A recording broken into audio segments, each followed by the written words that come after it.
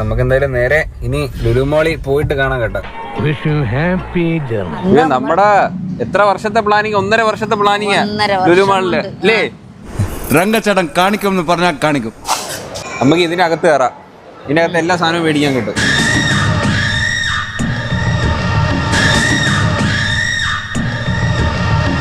ഭയങ്കര ഒരു ബാഡ് അടിച്ചു കേട്ടോ. എന്താ മാധവേട്ട പ്രശ്നം? കേരളാരെ തോന്നിയില്ലേ? ഇനി ഇങ്ങോട്ടുള്ള വരവ് വേണ്ട. അമ്മാമയ്ക്ക് മൊത്തത്തിൽ ഒരു ബാഡായി പോയേട്ടാ. പാപ്പന് വിഷമമായി. അത് ഞാൻ ഇറങ്ങിയിട്ട് ഞാൻ സംഭവം പറഞ്ഞുതരാം കറക്റ്റ്.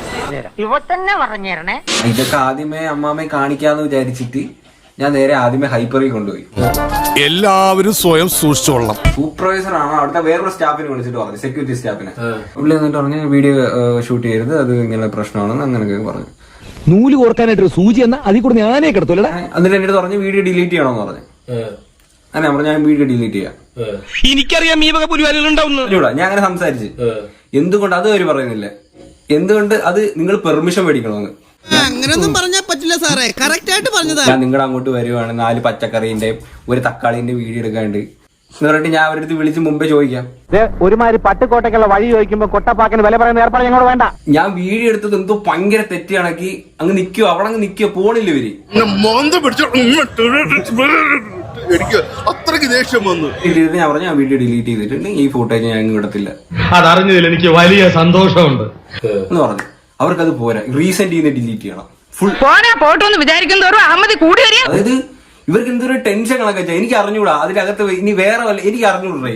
അവിടെ പഴവും പച്ചക്കറി അല്ലാതെ വേറെ എന്തെങ്കിലും ഇവര് എന്തിന് ഇത്ര വിഷമിക്കുന്ന കിടന്നേ?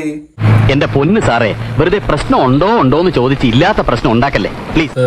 മോളിൽ നിന്ന് വല്ലതും ആരെങ്കിലും പറഞ്ഞാലോയിരിക്കും ചിലപ്പോ ഒരു ഫൂട്ടേജ് പോലും പുറത്തു വരുന്നൊക്കെ. ഭയങ്കര മനസ്സ് സങ്കടത്തിലിരിക്കാൻ സന്തോഷ്. അങ്ങനെ ഞാൻ അങ്ങോട്ട് മാറി നിന്നിട്ട് വീഡിയോ എല്ലാം ഡിലീറ്റ് ചെയ്ത്.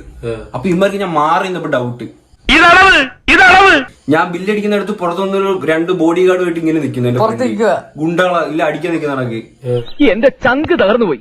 ഈ സൂപ്പർവൈസർ പുള്ളി ഉണ്ടല്ലേ പുറത്ത് നിന്നാ, പുള്ളി ഇങ്ങോട്ട് കയറി വന്നിട്ട് അമ്മയുടെ കൈ ഇരിക്കുന്ന, അതായത് ഞാൻ ബില്ലടച്ച് വെച്ചേക്കണ സാധനം മറ്റേ നടക്കുന്ന സ്കാനർ ഉണ്ടല്ലേ, പുള്ളി അതിനകത്തോട്ട് ചെക്ക് ചെയ്യുക, ഈ സാധനം മേടിച്ചിട്ട് ചെക്ക് ചെയ്യുക. അതായത് ഞാനൊന്നും ചെയ്തിട്ടില്ല. നിന്നെ പോലെ എത്ര കള്ളന്മാരെ ഞാൻ ദിവസം കണ്ടോണ്ടിരിക്കുന്നതാ. അവിടെ പുള്ളി പറയാ ഇത് എന്റെ ഡ്യൂട്ടിയാന്ന്. ഞാൻ ചോദിച്ചു അപ്പുറത്തൂടെ ഒക്കെ ഒത്തിരി പേര് പോകുന്നുണ്ട്, സാധനം പിടിച്ചിട്ട് പോകുന്നുണ്ട്, നിങ്ങൾ എന്താ അവരെ സാധനം?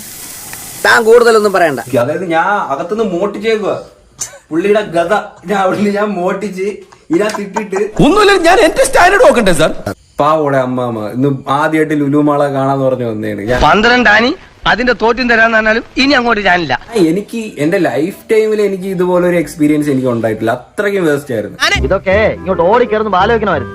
എന്റെ പൂടിയന്റെ ചുറ്റുവട്ടത്തിൽ എങ്ങനെ കണ്ടാൽ എന്റെ കാൽ അടിച്ചിട്ട് ഞാൻ എൽഷേപ്പാക്കും.